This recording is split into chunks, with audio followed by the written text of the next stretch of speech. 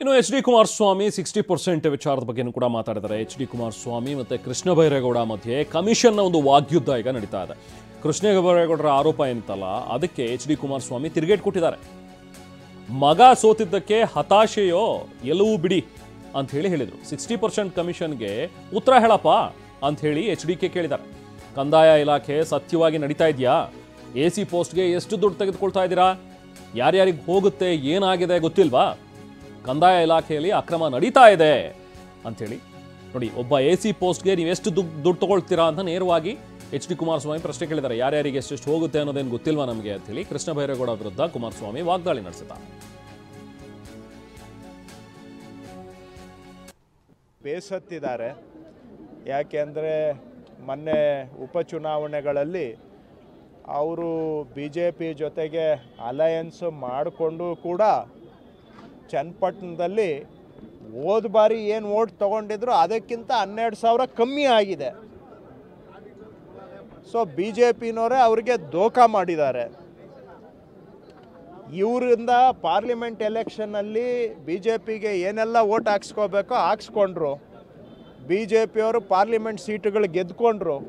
ಆದರೆ ಸ್ವಂತ ಕುಮಾರಸ್ವಾಮಿಯವರ ಮಗ ಅಲ್ಲಿ ಚುನಾವಣೆಗೆ ನಿಂತಾಗ ದಳ ವರ್ಸಸ್ಸು BJP ಆದಾಗ ದಳಕ್ಕೆ ಎಷ್ಟು ವೋಟ್ ಬಂದಿತ್ತು, ದಳ BJP ಇಬ್ಬರು ಕೂಡಿದರೂ ಕೂಡ ಅದಕ್ಕಿಂತ 12,000 ವೋಟ್ ಕಮ್ಮಿ ಆಗಿದೆ. ಅಂದರೆ ಅಲ್ಲಿಗೆ BJP ವೋಟು ಎಲ್ಲಿಗೋಯ್ತು?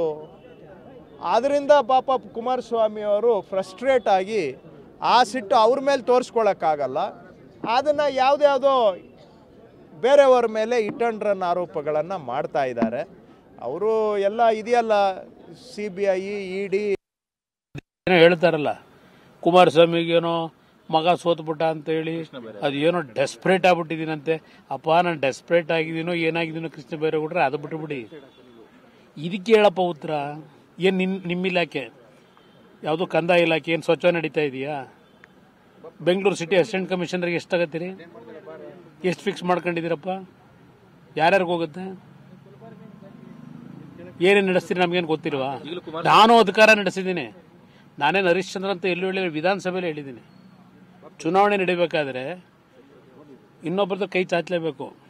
ಇಲ್ಲಿ ಅಧಿಕಾರ ನಡೆಸಬೇಕಾದ್ರೆ ಪ್ರತಿಯೊಂದು ಮಾರಾಟಕ್ಕಿಡಲ್ಲ, ಪ್ರತಿಯೊಂದಕ್ಕೂ ಲೂಟಿ ಹೊಡ್ಕೊಂಡು ಕೂತಿರಲ್ಲ, ಆ ಕೆಲಸ ಮಾಡಿಲ್ಲ. ಅದೇನೋ ಹೇಳ್ತಾರಲ್ಲ, ಕುಮಾರಸ್ವಾಮಿಗೇನೋ ಮಗ ಸೋತ್ಬಿಟ್ಟ ಅಂತ ಹೇಳಿ ಅದೇನೋ ಡೆಸ್ಪ್ರೇಟ್ ಆಗ್ಬಿಟ್ಟಿದ್ದೀನಂತೆ.